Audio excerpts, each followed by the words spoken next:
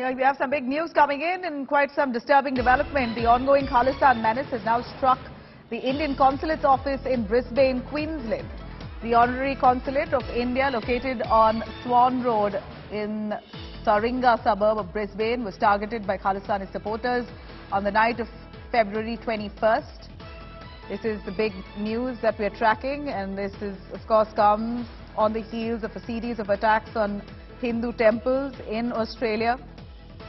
And yet another incident coming to light showing the kind of hate for India by Khalistani elements who seem to have targeted the Indian Consulate, the Honorary Consulate of India that's located in Swan Road, Taringa suburb of Brisbane.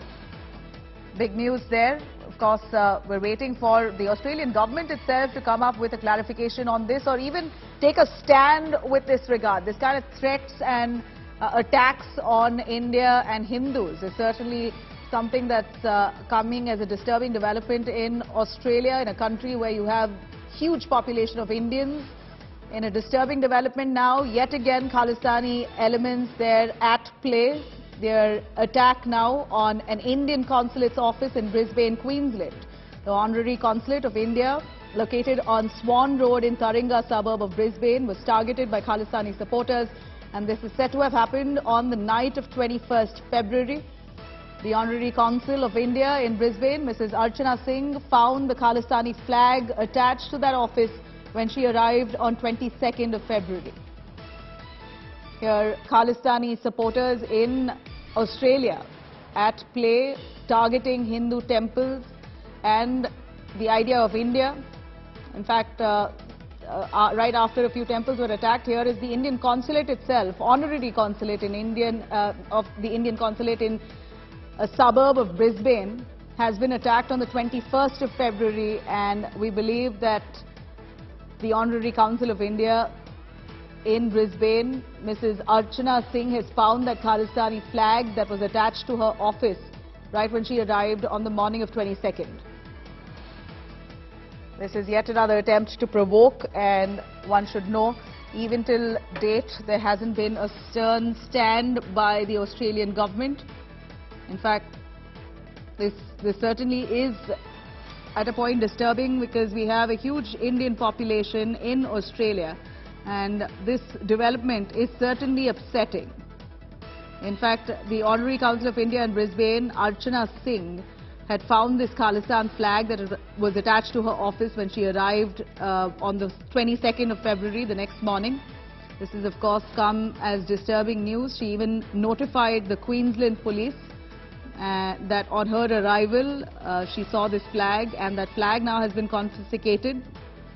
In fact, we hear Archana Singh, the Honorary Consul, saying that the police is currently surveilling the area only to keep the people, the Indians there, safe. We have strong faith in police authority. This is precisely what Archana says, Archana Singh, who's the Honorary Consul of that Indian Consulate there. Let me cut across, though, to a reporter joining us from Australia, Jitard Bharadwaj of Australia Today. Jitard, yet another provocation, an attempt made by Khalistani supporters, and a flag that was found at that Honorary Indian Consulate in a suburb of Brisbane.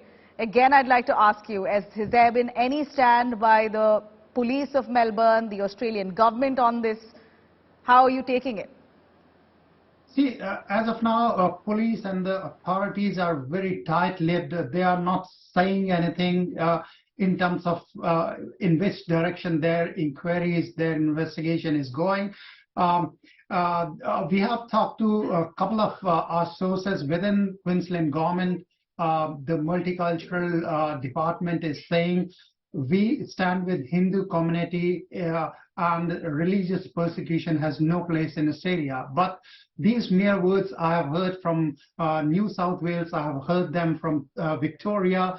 Probably after 2.5 months of menace of Khalistani goons, these empty words don't resonate well with Indian Hindu community, Australian Indian Hindu community here, maybe in Melbourne, Sydney or Brisbane. Right. You say that they're tight-lipped, but is this not illegal? If this happened to a local Australian, what would have been the response of the police? See, a response has to be, initially the graffiti was done on Hindu temples walls. Police and authorities call them graffiti. However, when certain targeted graffiti happens to Jews community or Islamic community, same police authorities, same political authorities act very swiftly. So it's kind of surprising and kind of very distressing that Hindu community, Australian Hindu community, is treated in certain way, and other communities are treated really well. Their stress is addressed immediately. However, Hindu community is left in high and dry without any redressal to their issues and problems. And I wouldn't then refrain myself from saying that the police themselves are discriminating right here. If they have to take action, you've got to take action. Illegal activities got to be cracked down on, irrespective of who's doing it. See, I can tell you this honorary consulate is in one of the very profound suburb of Brisbane, and almost on every building there, CCTV cameras are applied. So it's not very hard for police to find out who has put that provocative Khalistani flag on Indian consulate. So it's just a matter of political will, or probably direction to police officers, police constabulary. They can swiftly take action. However, it seems that the authorities have decided not to do this. And I can also tell you that just next month, 8 days from now, Australian Foreign Minister Penny Wong and Education Minister Jason Clare will be there in Delhi, wooing for Australian universities, the Indian students, for their own business. So they want Indian business. They want to have good relation, but they don't want to look after Indian Australians. This is irony. What can we say? Clearly this has come at a target at the Indian consulate, the honorary consulate. So it's not just a target on Hindus. I believe that this is targeting India itself. And this is something that the Australian government will have to take with immediate effect. They have to take cognizance. Considering there were so many temples that were attacked in the past, so far not one arrest has been made, is what we hear. And like you said, police are known to swiftly act on every other case. What's stopping them here? Can't say. See, just on 26th of January, Indian Republic Day and Australia Day, where the Remembrance Monument is 500 meters from where Khalistani goons were having their propaganda on loudspeakers and everything. And I was present in that ceremony, and everyone was feeling uneasy with all those sounds coming at that morning. Still, no action has been taken. They kind of desecrated Indian national flag in front of Indian consulate in Melbourne. They were raising their swords right in front and threatening people who were trying to go inside the consulate or coming outside the consulate. No action till date has been taken against those goons. So it's just disturbing the way different. Yeah, and, these developments are certainly disturbing, and let's make no mistake here, the Indian government as well has reached out to authorities in Melbourne and Australia itself. A strong worded message has been sent out that we are troubled and upset with what's happening in Australia, particularly areas of Melbourne. And there has been assurance that this will be dealt with, but where we see no signs of it. We definitely don't. We kind of Australian Hindu community or Australian Indian community is right now asking every minute. When I call people, they say, okay, what has happened? Has any action been taken?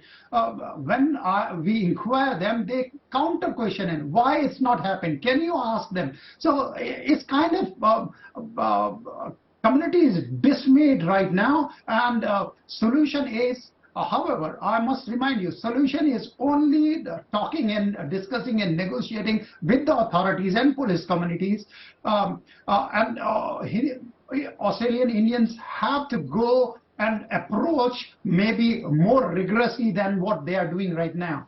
Yeah, it appears that that's going to be the only solution. You should have a large numbers of the Indian community coming together, reaching out to the Australian government authorities, the local police station, and really show your might. If that has to come down to that, then might as well. Might is there. See, 3.1% of Australian population is of Indian Australian, people of Indian origin. So might is there. They are the second highest taxpayers in Australia. So might is always there. But these people have to realize their might and demand what is rightfully theirs. Safety and security is the primary thing of any nation which they provide. And religious freedom. If your temple is being attacked, threatened, if I'm going for a puja and somebody is threatening that if you don't do this, then we will come and raise our flags in your temple, that is threatening of first degree, is a religious Absolutely, and we shouldn't really back off from saying that if this happened to a local Australian, one can only imagine how swiftly the police would have acted. So this itself shows their discrimination against Indians, and that's certainly not something that you should take lightly. Let's just hope that Indians there unite. We're really hoping that the Australian government acts quickly on that. Jitarth, really appreciate your time on that. Thank you. Cheers.